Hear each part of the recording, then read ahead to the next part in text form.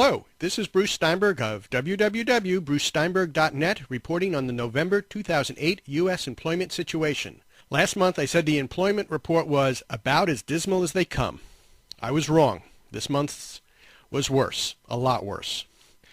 The Current Population Survey, or CPS, but commonly known as the Household Survey, reported that the unemployment rate jumped to 6.7% in November, its highest level in 15 years. That 6.7% unemployment rate was the result of more than 250,000 more unemployed people, a civilian labor force that shrank by more than 420,000, and more than 670,000 fewer people employed last month. And the number of people no longer in the workforce ballooned by nearly 640,000 in November.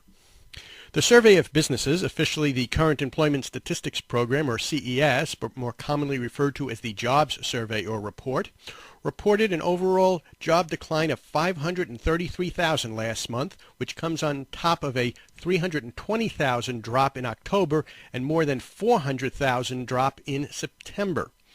The economy has now lost more than 1.9 million jobs since job decline started in January, and an astonishing two-thirds of that, or almost 1.3 million jobs, in just the past 3 months.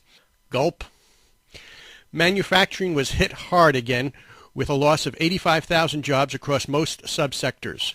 Food manufacturing was one of the few in the sector that was able to cook up some more jobs, with a gain of 4,100 jobs in November. Guess people still got to eat. No surprise that the construction sector trimmed 82,000 jobs from its punch list, with a cut of 49,000 last month. The trend for natural resources and mining continued as it explored for and discovered new jobs. It added 4,000 jobs in November. And if you think the employment situation was bad in the goods-producing sector, there was no picnic occurring in the service-providing sector either.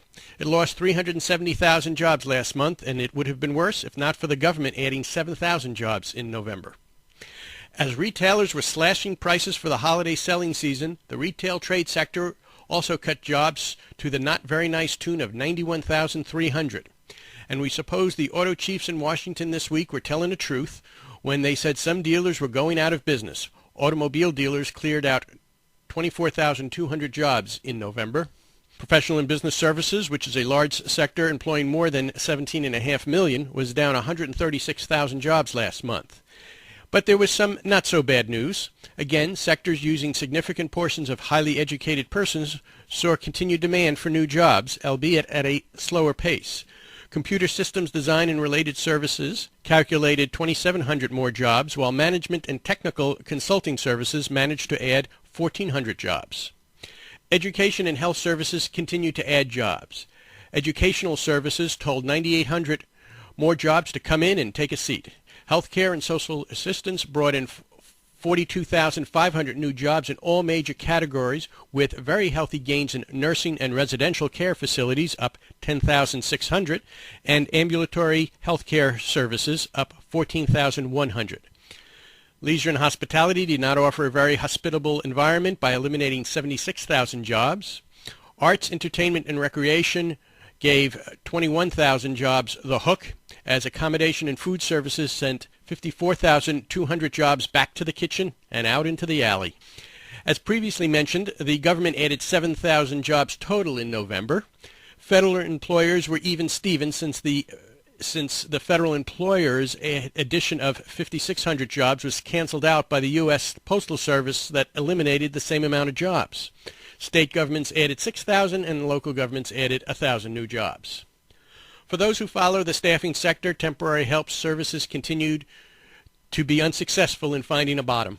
Employment was 2,185,200, and that was down 76,200, or 3.4% from the previous month, and down 15.4% from November 2007.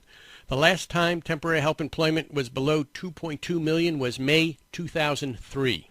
And temporary help continued to lose market share. It was 1.6% of all jobs in November. The last time it was so low was in 1996. I said last month that the National Bureau of Economic Research may have delayed in declaring that a recession had started to avoid being accused of influencing the election process. Well, on December 1st, they made it official. The economy peaked in December 2007 and therefore has been in a recession for all of 2008 thus far. With most current economic indicators showing no sign for optimism, I'm afraid the situation will continue to be in the doldrums for some time to come. This has been Bruce Steinberg, and this is just a brief sample of the employment data we have available. An interactive video version of this report, complete with charts and graphs, can be found at www.brucesteinberg.net.